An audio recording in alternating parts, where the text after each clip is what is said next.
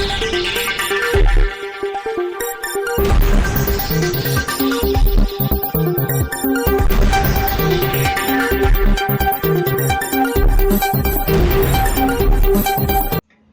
દર્શક મિત્રો, આપ જોઈ રહ્યા છો શ્રીનોર સમાચાર। છોટાઉદેપુર જિલ્લાના મોટા ભાગના પિકઅપ સ્ટેન્ડ જર્જરિત હાલતમાં હોય આશ્રિતો માટે જોખમરૂપ બનવા પામ્યા।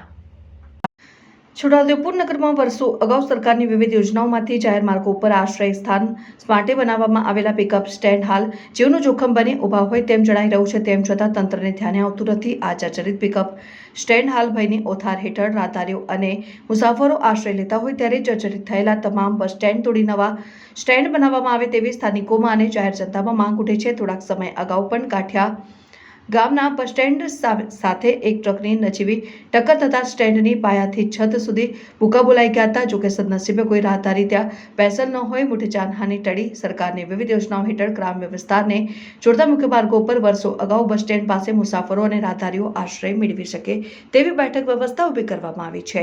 સ્થળને બસ સ્ટેન્ડ તરીકે પણ ઓળખવામાં આવી રહ્યા છે। સરકાર દ્વારા શુભાશયથી રોજિંદા અપડાઉન કરતા મુસાફરો પાસ એ ખાસ ઉપયોગ કરે છે અને સરકાર દ્વારા ગ્રામ્ય વિસ્તારોમાં મુખ્ય માર્ગ ઉપર બનાવવામાં આવેલા બસ સ્ટેશનનો ઉપયોગ શાળામાં રોજિંદુ અપડાઉન કરતા વિદ્યાર્થીઓ ઉપરાંત માર્ગ ઉપરથી પસાર થતા અનેક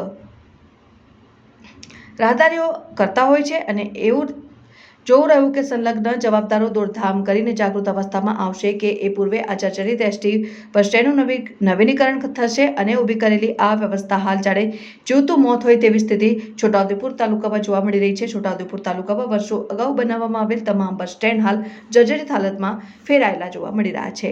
છતમાંથી સળિયા ડોકીઓ કરી પોપડા પણ પડી રહ્યા છે। ચોમાસા દરમિયાન આ તમામ બસ સ્ટેન્ડની છતમાંથી પાણી ટપકતું રહ્યું છે અને સાથે જ અહીંયા બેસવા માટે બનાવવામાં આવેલા ઓટલા ઉપર તદ્દન જર્જરિત થઈ તૂટેલા અને જર્જરિત તમામ બસ સ્ટેશન તોડી નવા બસ સ્ટેશન બનાવવામાં આવે અને બસ સ્ટેશન ખાતે અંદર પ્રવેશ બંધ અને બેસવું નહીં તે અંગેની સૂચના નિર્દેશ કરતા બોર્ડ પર મૂકવામાં આવે તેવી જાહેરાત જનતાની માંગ ઉઠવા પામી છે।